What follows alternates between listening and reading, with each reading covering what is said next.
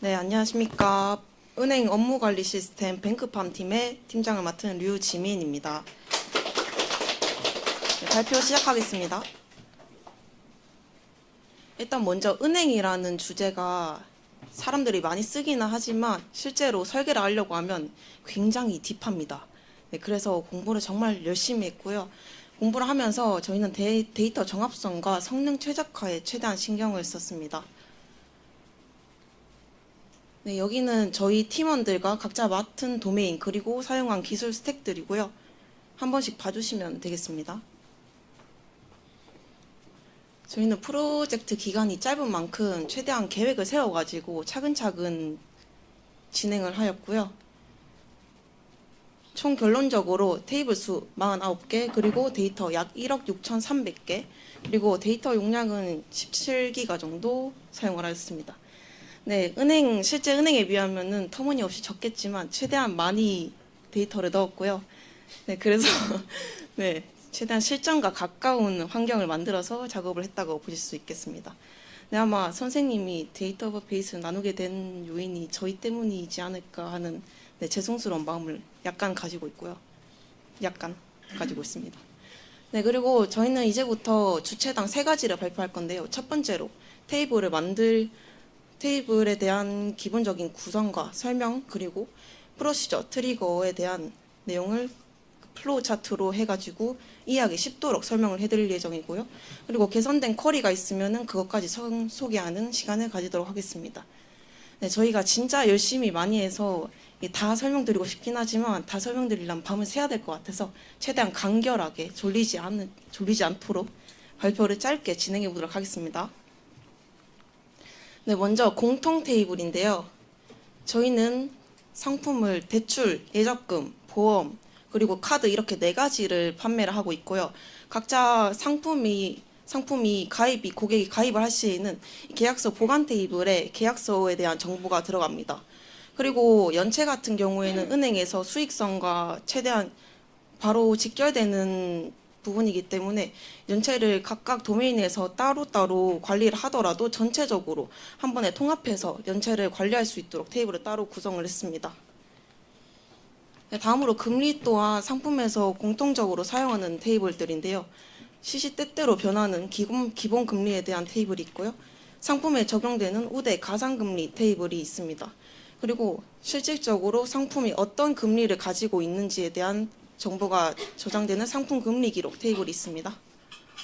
그리고 저희는 공통 코드를 상위와 하위 이렇게 2가지로 나눠서 관리를 하고 있는데요. 상위에서는 이런 식으로 그룹에 대한 코드의 그룹을 먼저 지정을 하고요. 그걸 하위에서 참조하여서 세부 코드를 만드는 이런 형식으로 관리를 하고 있습니다. 네, 다음부터 고객인데요. 네, 여기 원래 맡으신 태원님이 조기 취업으로 인해서 저희와 함께 할 수 없게 되셔서 네, 아쉽게도 테이블 생성 이후로 가시게 되셔서 다른 팀원이 맡아서 최소한으로 작업을 한 점 양해 부탁드리고요. 네, 그럼 다음 팀원에게 넘기도록 하겠습니다.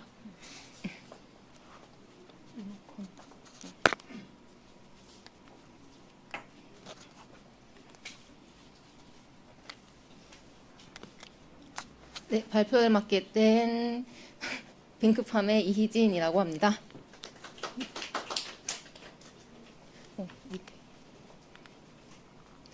저희 고객 테이블 구조 흐름 같은 경우에는 고객이 가입을 하면은 이제 온라인 뱅킹 정보에 대한 테이블을 위로 나누고, 그다음에 이 고객이 만약에 일반 고객이 아니라 사업자 고객이면은 그에 해당하는 이제 데이터를 따로 테이블에 관리할 수 있도록 구조를 나누었습니다. 첫 번째로는 고객 가입 프로시저의 플로우 차트인데요. 프로시저에 담을 파라미터와 일단 첫 번째로 프로시저에 담을 파라미터와 해당 파라미터를 처음에 고객 테이블에 입력하고 해당 PK를 그 변수에 담아서 저장을 해가지고 만약 고객 가입 유형이 일반 고객이면은 프로시저가 종료되고요. 만약에 그렇지 않고 사업자 고객이면은 사업자 정보가 제대로 들어왔는지 널 상태인지 체크를 하면서 만약에 필요한 데이터가 들어오지 않았으면은 그 시그널 오류를 불러옵니다. 그리고 널 없이 다 입력이 되었다면은 사업자 테이블에 고객 PK를 포딩키로 연결하여 이 사업자 고객 테이블에 데이터를 입력하게 되고 프로시저가 종료되게 됩니다. 다음은 직원 테이블입니다. 직원 테이블 같은 경우에는 처음에는 지점들이 여러 개 생기고, 그리고 이제 직원이 지점에 그 신입으로 들어오게 되면은 이 지점 PK를 가지고 포닝키로 연결된 직원 정보가 들어가게 되고요.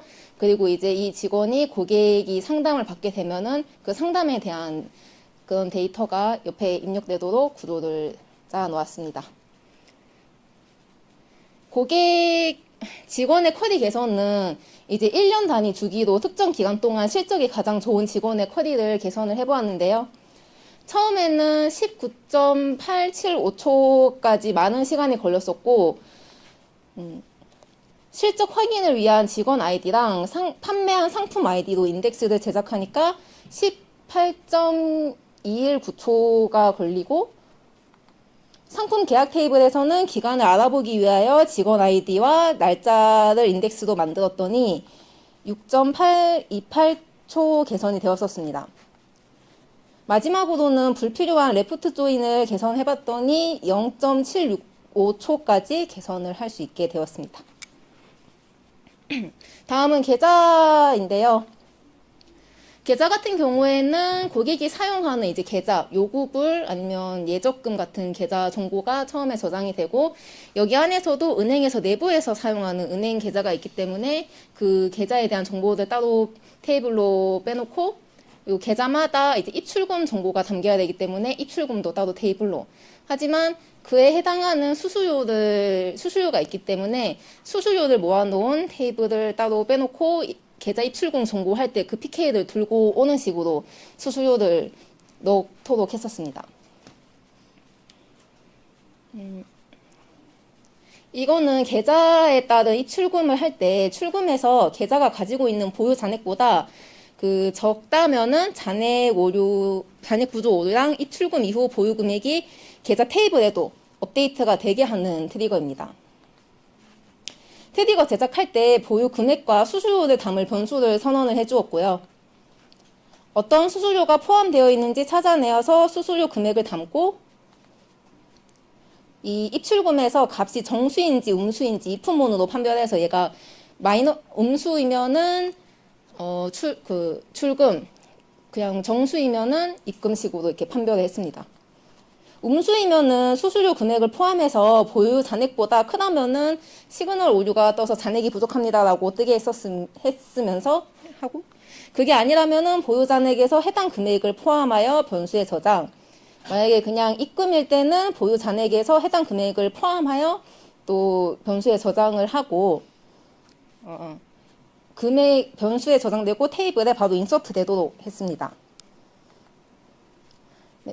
그리고 입출금 이후에는 보유 잔액이 계좌 테이블에 있는 보유 잔액과도 연결이 돼야 되기 때문에 이 보유 잔액을 업데이트하는 식으로 해주고 트리거가 종료되도록 하였습니다. 다음은 대출입니다. 처음에는 대출도 상품이 여러 개가 있어서 대출 상품에 대한 정보가 있고, 그 해당하는 상품마다 고객이 상품을 선택해서 그런 계약에 대한 정보를 담고, 그 계약이 승인되었을 때 최종 금액과 이자 기간을 담는 테이블, 그리고 기간에 따른 상환 스케줄 정보, 그리고 이 상환 하나마다 연체된 게 있다면은 그걸 또 따로 빼주는 식으로 구조를 작성하였습니다. 이거는 대출을 가입했을 때 상환 스케줄을 자동으로 입력해주는 트리거입니다. 가입을 할 때 입력한 값을 스케줄에 필요한 값으로 계산해주기 위해서 변수를 만들어주고, 고객이 대출에 가입을 해서 넘겨준 PK를 기준으로 계약 테이블에서 정보를 조회하여 값을 저장을 해 주었습니다. 원래 금액과 해당 대출의 이자를 포함한 실제 금액이 필요하기 때문에 이것도 따로 아까 만들었던 변수에다가 저장을 해 주었고요. 만약에 상환 개월 수에 따라서 방법문을 돌려가지고 상환 테이블에 데이터가 입력되게 하였습니다. 만약에 조건을 충족하지 못했다면은 그 상한 개월수만큼 계속 반복적으로 인서트를 반복하고, 조건이 충족됐을 시에 상품 계약 공통 테이블에 해당 계약에 대해서 데이터를 입력해주면서 트리거가 종료하게 됩니다. 이 프로시저는 하루마다 전날의 상환 마감일이 지났는데도 그 연체가 되어 있는 상환 스케줄을 확인해서 연체로 옮겨주는 프로시저인데요. 해당 날짜부터 하루마다 프로시저를 호출해줄 스케줄러를 작성을 하였고, 두 개의 조회 부분에서 공통된 조인이 필요했기 때문에 임시 테이블을 이용하여 따로 관리를 하였었습니다. 하루마다 상환 스케줄에서 전날에 상납하지 않고 연체 상태값을 가진 대출의 가산금리를 가지고 와서 연체 테이블에다가 상환금과 원래 이자에서 가산금리가 포함된 금액을 입력을 하고요. 그 이후에 공통 연체 기록 테이블에다가 해당 연체된 상환금에 대한 PK를 담아서 입력하게 된 후 프로시저가 종료되게끔 제작을 하였습니다. 이거는 연체 프로시저에서 사용되던 셀렉트 문이 12.86초가 걸려서 쿼리를 한번 계산을 해보았는데요. 앞에서 그 직원 쪽에서 쿼리 개선을 했던 거와 달리 그 올 타입의 조회가 3개나 있었고, 하나는 보시는 바와 같이 2천만 개의 대량의 데이터들을 다 조회하고 있는 것을 발견을 하게 되었었습니다. 그래서 각 테이블마다 중요하게 생각하는 인덱스들을 만들어 보았는데요. 하나는 상한 테이블에서는 그 연체가 연체 중인지 아닌지 판별하기 위해서 그 연체에 대한 스테이터스를 먼저 앞으로 가져오고 대출 아이디를 뒤로 묶은 인덱스를 제작하니까 바로 1.2초까지 떨어진 것을 확인할 수가 있었습니다.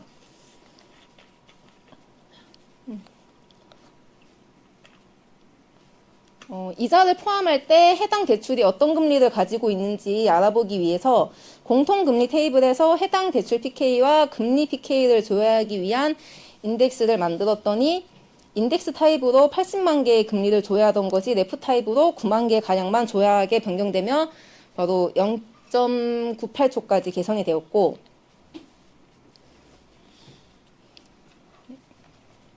금리마다 가산금리인지 또 우대금리인지 판별하기 위해서 타입과 금리 아이디를 인덱스로 만들었더니 미세하지만 0.968초까지도 떨어졌었습니다. 하지만 좀 미미한 차이더라도 보시는 바와 같이 필터가 이전에는 10%였지만 100%로 변경되는 것을 확인할 수 있었으며, 마지막으로는 디스팅크스가 많은 성능 저하를 일으킨다고 하여서 불필요한 디스팅크스를 제외시키고 금리값을 먼저 들고 온 후 상환 스케줄 테이블에 레프트 조인을 하였더니 0.157초까지 개선된 것을 볼 수 있었습니다.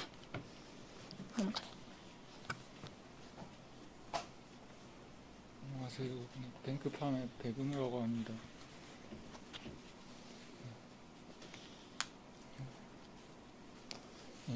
뱅크팜의 백은우라고 합니다.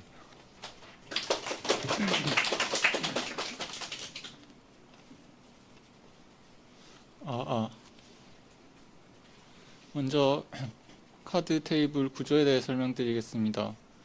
일단 신용카드와 체크카드를 각각 나눠서 상품 테이블, 그리고 고객이 계약한 카드에 대한 테이블인 보유 카드 테이블, 그리고 체크카드는 입출금 내역과 연동되도록 하기 위해서 계좌 아이디를 연결하였고, 신용카드는 청구서에서 결제 예정 날짜에 돈이 빠져나가기 위해서 결제 예정 날짜를 만들었습니다.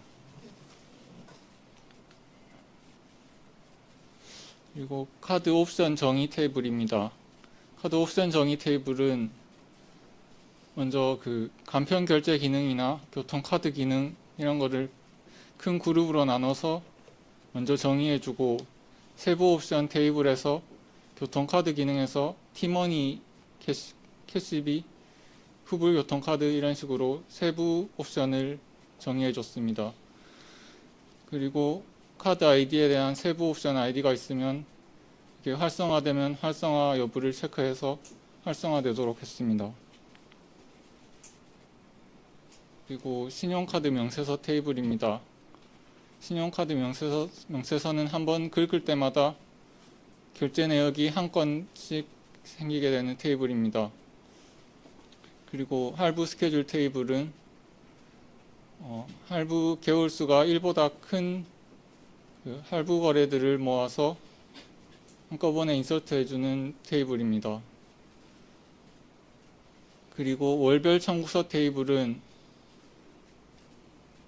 카드 사용자가 청구 연월에 대해서 한 달 동안 사용한 카드 금액을 청구서 단위로 모아서 계산해 놓은 테이블입니다. 다음은 명세서 등록 프로시저입니다. 먼저 입력값으로 거래 정보들을 받아와서 이렇게 인서트 해줍니다. 그리고 마지막 인서트 아이디인 명세서 PK를 가져와서 저장해줍니다. 그리고 할부 개월수가 1일 때는 일시불이기 때문에 프로시저를 종료하고, 할부 개월수가 1보다 크면 저장해둔 명세서 PK를 가지고 스케줄 인서트 프로시저를 호출해줍니다. 스케줄 프로시저입니다. 그 파라미터로 가져온 명세서 PK를 가지고 할부 정보를 가져와서 월별 할부 금액을 계산합니다. 그리고 while문을 실행해서 할부 개월수만큼 획만큼 한꺼번에 인서트 해줍니다. 그래서 i가 할부 개월수보다 작을 때만 실행되도록 했습니다. 그리고 마지막으로 청구서 등록 프로시저입니다.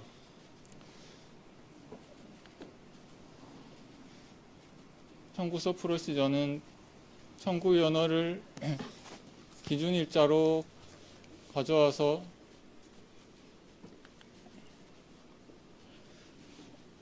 그 해당 카드 사용자가 할부 금액을 사용했을 때는 이번 달 할부 금액에 저장해주고, 썸해서 저장해주고, 일시불 금액일 때는 명세서에 일시불 금액만큼을 신규 사용액에 저장해주고,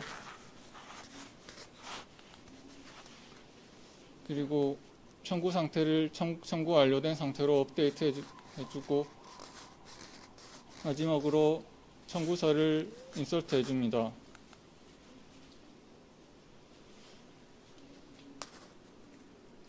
다음은 신용카드 환불 트리거 플로우 차트입니다. 이거는 명세서의 이전 환불 여부가 N에서 Y로 바뀌었을 때 업데이트 온 애프터 업데이트 되고 난 뒤에 발동되는 트리거입니다. 그러면 해당 할부 스케줄이 Y로 바뀌고, 할부 금액일 경우에는 할부 금액을 차감해주고, 일시불일 경우에는 일시불 금액만큼 청구서에서 차감해주고 프로시저가 끝납니다. 다음은 쿼리 개선입니다.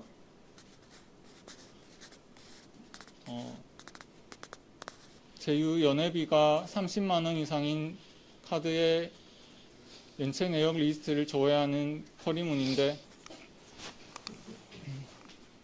조인되는 테이블에 데이터 수가 어느 정도 있어서 속도를 개선해야 될 필요가 있었습니다. 그래서 처음에는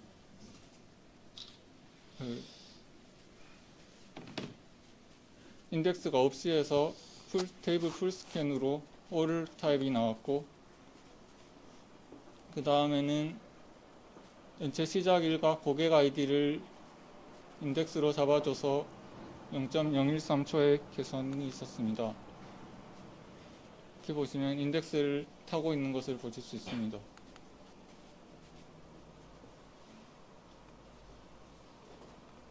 그리고 이 쿼리는 카드 옵션에 따라서 신용카드 명세서의 총 사용 금액을 나타내는 쿼리입니다.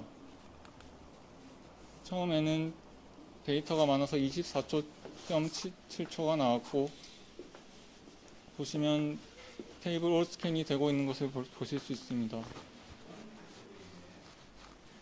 그래서 사용자 카드 아이디와 옵션 활성화 여부를 복합 인덱스로 사용하여서 속도가 14초로 줄어든 것을 보실 수 있고, 여기 보시면 인덱스가 변경된 것을 보실 수 있습니다. 그리고 마지막으로 서브 쿼리에서 줘야 되는 데이터베이스에 데이터를 줄여서 집계하여서 조인되는 데이터 수를 적게 하여서 쿼리를 개선하였습니다. 그 결과 24.7초에서 4.75초까지 줄어들게 되었습니다.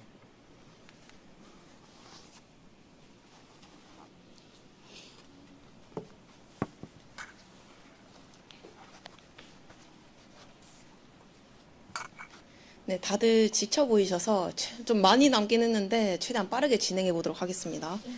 네, 다음으로 예적금 파트인데요.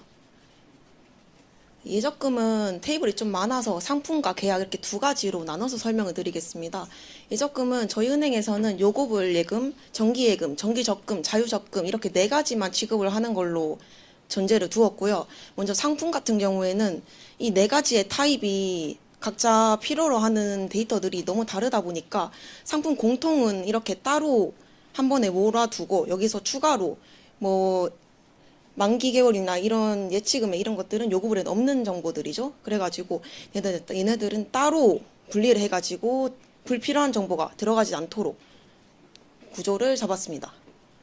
그리고 계약 같은 경우에도 마찬가지로 타입에 따라서 정보가 너무 다르기 때문에 공통 테이블을 먼저 만들었고요. 여기서 부가적으로 정기예금 같은 경우에는 예치금이 여기 들어가고요. 적금, 정기적금 같은 경우에는 납입 1, 납입액 이런 것들이 추가적으로 들어가게 됩니다. 그리고 적금은 적금 납입 내역에 데이터가 스케줄이 들어가게 되고요. 예적금 상품이 여기 테이블에도 보시면은 계약 상태 코드가 있긴 하지만 추가적으로 만기 해지 정보를 따로 데이터로 정보를 저장합니다. 네, 예적금 신규 가입 프로시저 플로우 차트인데요. 좀 많긴 하지만 차근차근 설명드리겠습니다. 일단 먼저 프로시저가 호출되면은 이렇게 파라미터로 계약에 대한 정보를 받아오게 되고요. 다음으로 계약 기본 검증을 하게 됩니다. 이 기본 검증 같은 경우에는 상품에 대한 여부를 체크하고 일단 현금 납입이 있는데 현금 납입 같은 경우에는 계좌 납입이 아니기 때문에 계좌 번호가 없을 거고요.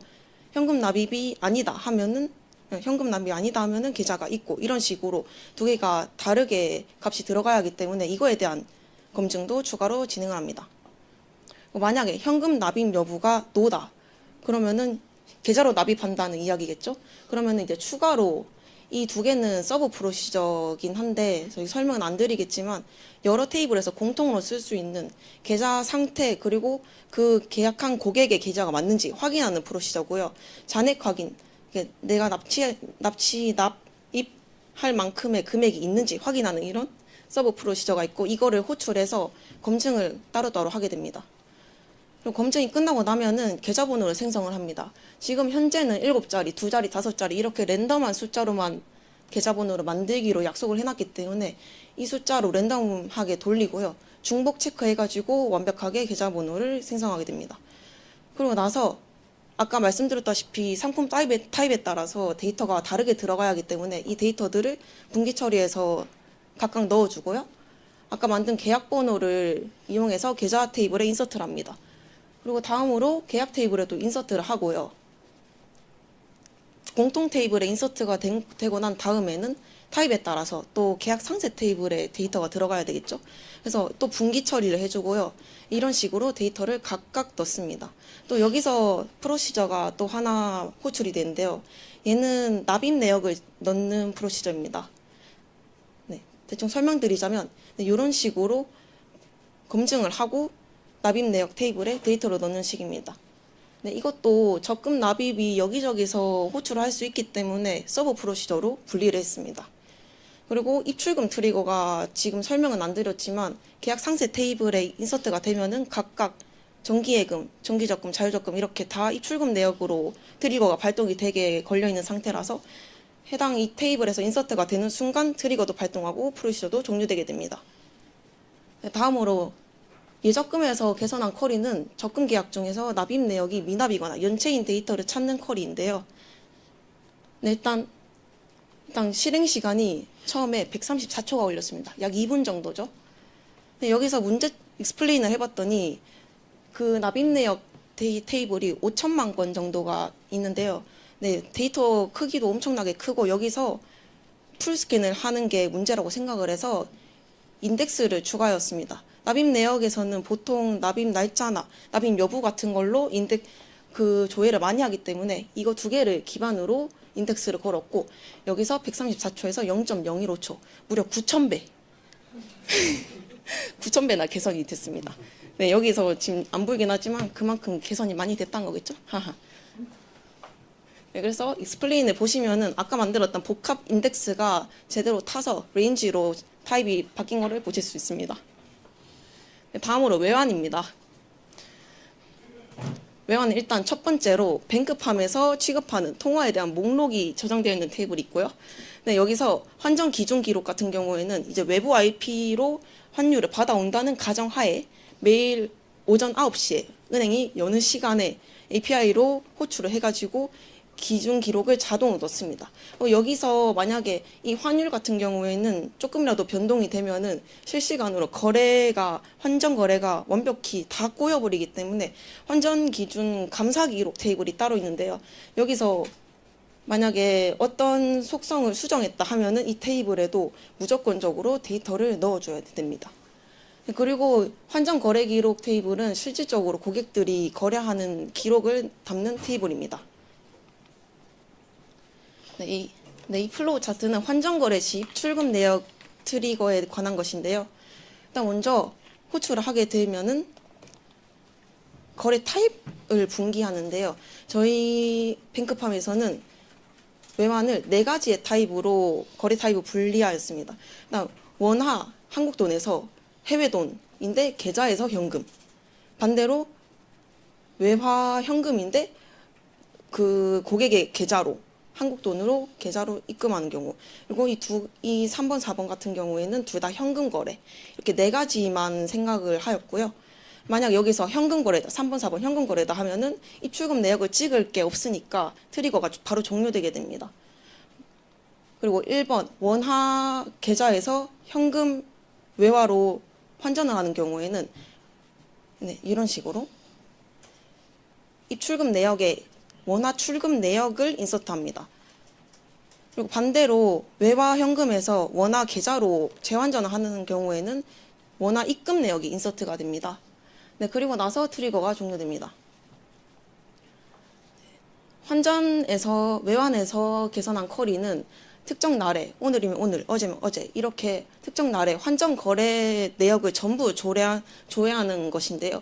이 쿼리 문이 짧고 간단해 보이긴 하지만 생각보다 시간이 많이 걸립니다.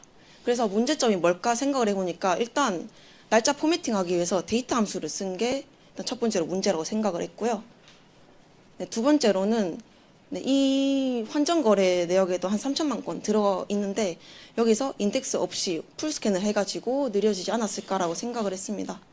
그래서 일단 먼저 데이터 함수를 빼고 날짜를 범위로 지정을 해봤더니 4.9초에서 3.5초 정도로 조금 줄어든 모습을 보실 수 있고요. 다음으로 인덱스도 추가를 해봤습니다. 이 인덱스는 날짜 기준으로 인덱스를 걸었고요. 인덱스를 걸었더니 총 0.078초로 많이 줄어든 모습을 보실 수 있습니다. 네, 익스플레인 결과도 보시면 방금 생성했던 인덱스가 제대로 적용된 모습을 보실 수 있고요. 네, 다음으로 제휴사입니다. 제휴사 같은 경우에는 저희 은행과 제휴사 관계를 맺은 지금은 카드에서 혜택에 대한 게 따로 없는 상황이라서 지금 보험 쪽에서만 제휴사를 쓰고 있는데 만약에 카드 쪽에서도 혜택을 쓴다 하면 뭐 GS25에서 몇 퍼센트 적립, 스타벅스에서 얼마 할인 이런 식으로 제휴사를 추가할 수도 있다는 가능성을 염두에 두고 만들었습니다. 일단 제휴사 같은 경우에는 첫 번째 제휴사 테이블에서는 저희 은행과 한 번이라도 제휴 관계를 맺은 적이 있는 모든 테이블에 모든 회사에 대한 정보가 다 들어가 있고요. 그러고 나서 제휴사 계약은 한 제휴사가 여러 번 계약을 할 수도 있잖아요. 그래가지고 제휴사 계약 테이블은 따로 해가지고 관계를 일대 다로 이렇게 설정을 해놨습니다. 네, 이건 제휴사 등록 프로시저인데요. 네, 호출하게 되면은 제휴사에 대한 계약 정보가 파라미터로 들어오게 됩니다. 네, 여기서 먼저 등록된 제휴사인지 확인을 하는데요. 네, 제휴사 테이블에서 제휴사 통신 코드나 제휴사 명으로 조회를 하고 만약에 없다, 정보가 없는 테이블이다 하면 정보가 없다 하면은 제휴사 테이블에 먼저 인서트를 하게 됩니다. 그 인서트 하고 나서 그 PK를 가지고 오고요. 만약에 한 번이라도 등록된 적이 있는 제휴사다 하면은 활성화 여부를 Y로 바꿔줍니다. 그리고 나서 제휴사 계약 테이블에 해당 계약에 대한 데이터를 넣습니다. 그리고 프로시저가 종료됩니다. 네, 그리고 다음 보험인데요.